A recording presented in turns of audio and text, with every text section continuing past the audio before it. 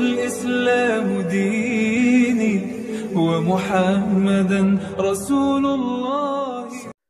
بسم الله الرحمن الرحيم. Assalamualaikum warahmatullahi wabarakatuh. Syukur alhamdulillah kita masih bisa berjumpa kembali di channel ini. Sholawat dan salam semoga tetap tercurahkan kepada junjungan kita Nabi besar Muhammad sallallahu alaihi wasallam. Allahumma sholli ala sayyidina Muhammad wa ala ali sayyidina wa maulana Muhammad.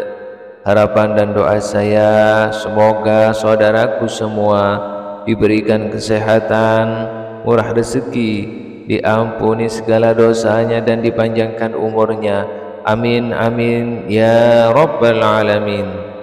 Sahabat beriman yang dirahmati Allah, sepertiga malam terakhir atau 1 jam sebelum subuh merupakan waktu yang mustajab. Umat Islam bisa memanfaatkan waktu tersebut dengan mengerjakan amalan sebelum subuh. Banyak sekali yang menjelaskan mengenai keutamaan pada waktu subuh. Bahkan sebagai umat Islam kita dianjurkan untuk memperbanyak pahala pada waktu subuh. Salah satunya yang pertama, kita bisa melaksanakan sholat tahajud yang disebutkan dalam sebuah hadis mengenai anjuran mendirikan sholat tahajud. Rasulullah sallallahu alaihi wasallam bersabda, "Wahai kalian manusia, sebarkanlah salam, berilah makanan, sambunglah tali persaudaraan, dan sholatlah ketika manusia terlelap tidur pada waktu malam. Niscaya engkau akan masuk surga dengan selamat." Hadis riwayat Ibnu Majah. Selain itu dalam kitab Sahih Muslim turut disebutkan sholat tahajud adalah sholat yang paling utama setelah sholat wajib. Rasulullah sallallahu alaihi wasallam bersabda yang artinya sholat yang paling utama setelah sholat wajib adalah sholat yang dilakukan di malam hari. Hadis riwayat Muslim. Kemudian juga terdapat sebuah hadis yang menyebutkan bahwa sholat malam menjadi amalan penebus dosa dan menghindari penyakit.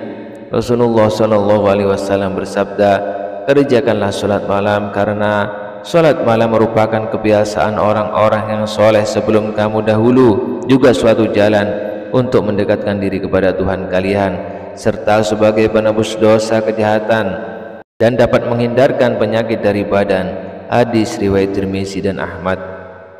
Yang kedua, bisa melakukan amalan yang selanjutnya ialah melaksanakan sholat witir, di mana sholat ini merupakan sholat sunnah yang memiliki rakaat ganjil. Sholat ini dilakukan setelah melakukan sholat pada waktu malam yang lainnya, misalkan setelah sholat isya, sholat tahajud ataupun setelah sholat tarawih. Hal tersebut juga didasarkan dengan hadis Rasulullah yang diriwayatkan oleh Ibnu Umar radhiyallahu an. Sholat witir itu 1 rakaat di akhir malam. Hadis riwayat Muslim. Bisa juga 3 rakaat, 5 rakaat. Yang ketiga, bisa melakukan sholat qobliyah subuh. Sholat sunnah terakhir yang bisa dilakukan sebelum sholat subuh adalah sholat sunnah fajar atau qobliyah subuh. Sholat sunnah ini memiliki banyak sekali keutamaan yang bahkan tidak ternilai.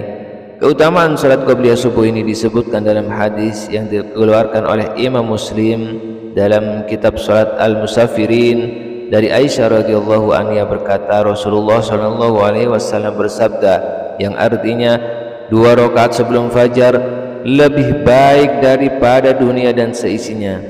Waktu pelaksanaan salat qobliyah subuh adalah antara terbit fajar dan salat subuh. Sebagaimana dikatakan Abu Bakar Jaril Al-Jazairi mengatakan dalam kitab Minhajul Muslim, mengatakan bahwa qobliyah subuh dikerjakan setelah azan subuh dan sebelum iqamah. Yang keempat, 1 jam sebelum subuh bisa melaksanakan zikir. Selain melaksanakan sholat sunnah tersebut, amalan sebelum subuh lainnya yang dapat umat Islam lakukan ialah dengan zikir. Zikir yang dicintai oleh Allah adalah bacaan tasbih. Sebagaimana Abu Hurairah radhiyallahu an mengatakan bahwa Rasulullah sallallahu alaihi wasallam bersabda, 2 kalimat yang ringan di lisan, berat di timbangan, dan dicintai Ar-Rahman adalah subhanallah wa bihamdihi subhanallahil azim. Hadis riwayat Bukhari dan Muslim.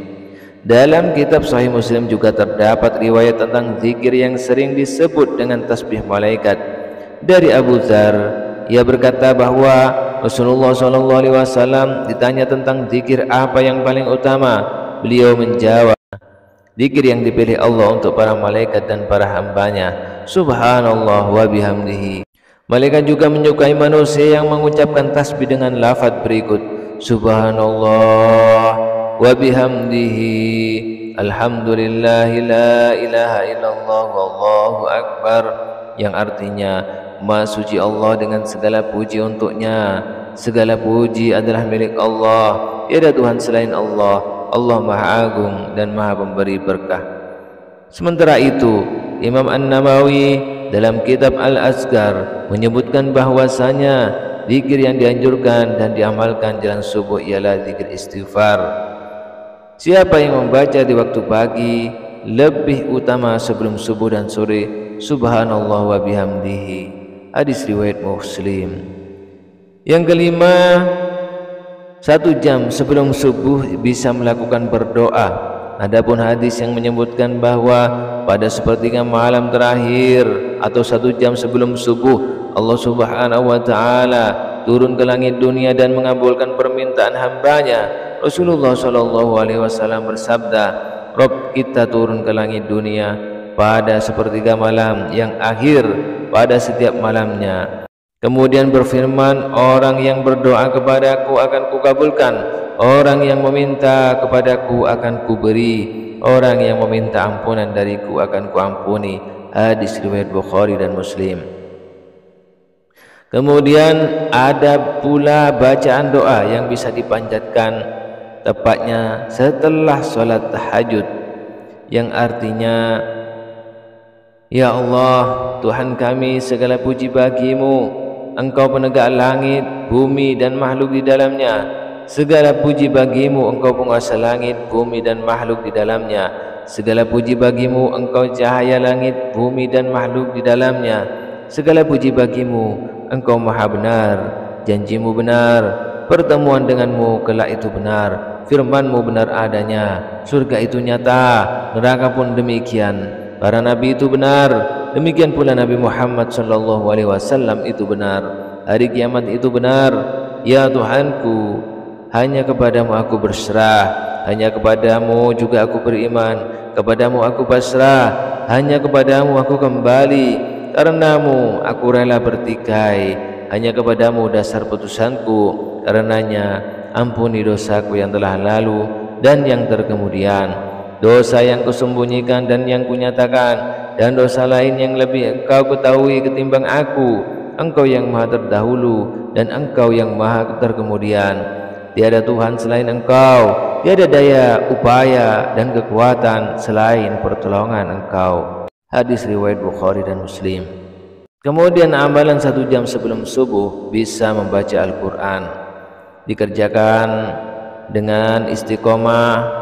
Allah Subhanahu wa taala memerintahkan hambanya untuk membaca Al-Quran melalui firman-Nya dalam surat Al-Muzammil ayat 1-4 yang artinya, wahai orang-orang yang berkerumun, Nabi Muhammad, bangunlah untuk salat pada malam hari, kecuali sebagian kecil yaitu seperduanya, kurang sedikit dari itu atau lebih dari seperdua itu, bacalah Al-Quran itu dengan perlahan-lahan. Sahabat beriman yang dirahmati Allah, demikianlah yang dapat kami sampaikan. Semoga bermanfaat untuk kita semua dan juga menambah wawasan dan keimanan kita. Akhirul kalam, wassalamualaikum warahmatullahi wabarakatuh.